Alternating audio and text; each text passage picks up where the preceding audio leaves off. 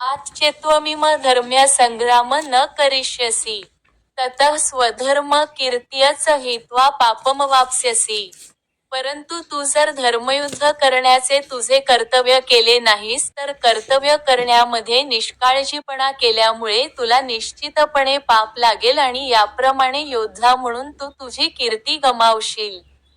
तात्पर्य: अर्जुन हा प्रसिद्ध योद्धा होता आणि भगवान शंकरांसहित इतर देवदेवतांशी युद्ध करून त्याने कीर्ती प्राप्त केली होती.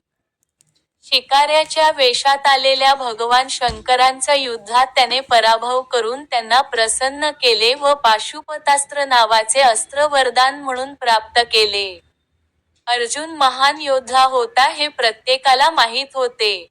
द्रोणाचार्यांनीही त्याला आशीर्वाद दिले व असे अस्त्र वरदान दिले की ज्यायोगे तो आपल्या गुरूंचाही वध करू शकत होता.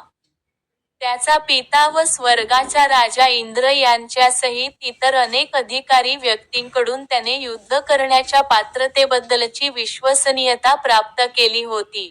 परंतु जर त्याने युद्धाचा त्याग केला तर त्याने आपले क्षत्रियाचे कर्तव्य टाळले असे नव्हे तर तो आपली कीर्ती आणि नावलौकिकही गमावून बसला असता आणि याप्रमाणे नरकात जाण्यासाठी त्याने स्वतःच राजमार्ग बनवला असता.